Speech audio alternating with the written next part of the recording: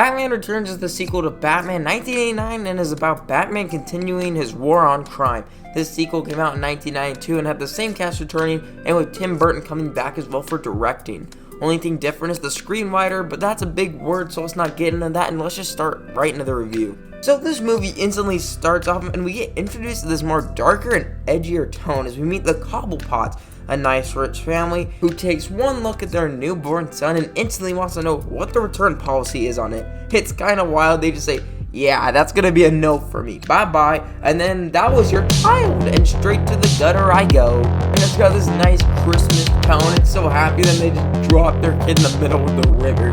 It just is so dark, and this movie just looks a lot better though. Even in the first scene, you're really able to see how much better this movie looks on a cinematography standpoint. This movie has a different cinematographer, and this movie just looks so much better. I mean, look at this movie and look at those scenes. Oh yeah, those are good looking scenes right there. And look at the previous movie. Oh, yeah, there's a step up here. Also, with this Christmas theme, it really gives this movie a really unique feel for a superhero movie and a Batman movie, and I think that this narrative is a really cool clash to have with that Christmas backdrop. So the narrative here instantly knows what it wants to do. Everything just instantly starts being set up and put into motion. With Batman 1989, I felt like for the first half, they didn't really know what to do. Here, it felt like they had a clear goal on what they wanted to set up, and they get on the fast track of getting a setup with all these new characters. And this first act, I think, is probably the best part of this movie. The only problem here is for like the first 50 minutes, it felt like there's barely any Batman, but the characters here are just so great, and it kind of doesn't matter because the new characters that are being introduced to are just so good, like Catwoman, Penguin, and all these other characters being set up in this first third.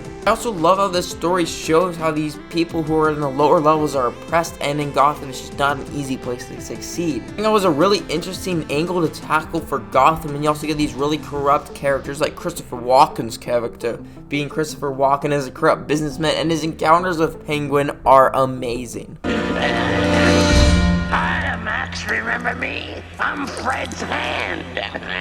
Also, Penguin is so great in this movie, being a weirdo and just so creepy, yet also having that ability to pretend to be earnest and a misunderstood character. I just thought it made him really interesting. I thought they absolutely nailed Penguin. I don't know if anybody else could have nailed it as well as Danny DeVito did. Where's the rum? Rum ham! No! Frank, stay in the boat! Frank, stay in the boat! Oh, rum ham! I'm sorry, rum ham! I'm sorry!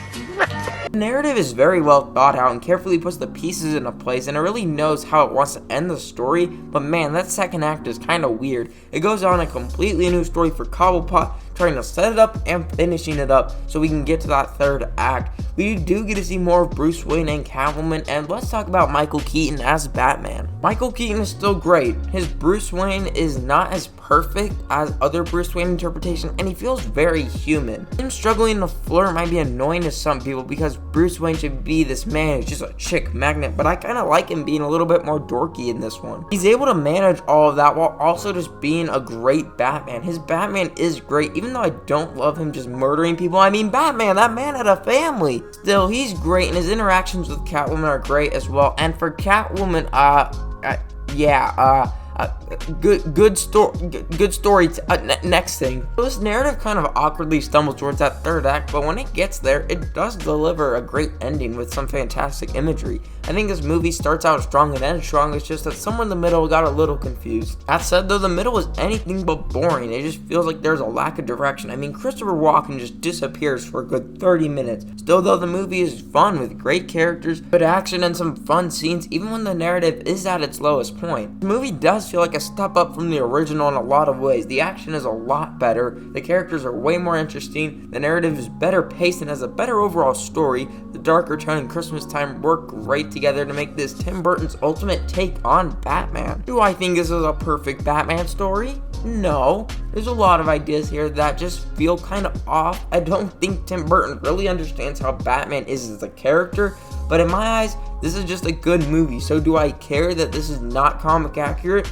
No. because I'll take a non-faithful good movie any day over a way too faithful bad movie. This movie just feels like an upgrade over the original in almost every way. I have very few problems with it. I thought it was fun, interesting, and weird. Still though, the middle is a little slow, and that kind of holds it back from my highest rating, even though I don't have any major problems with it. That said though, I am going to say that Batman Returns is great. This movie I just had a great time with. But what are your thoughts on Batman Returns? Did you grow up with it? I would love to hear your thoughts down below in the comments section. Anyway, sorry this video was delayed a little. Life sometimes is a little bit crazy and it just got delayed. Next time I'll be ranking all the movies I saw in April, and when that comes out, I'll see you then.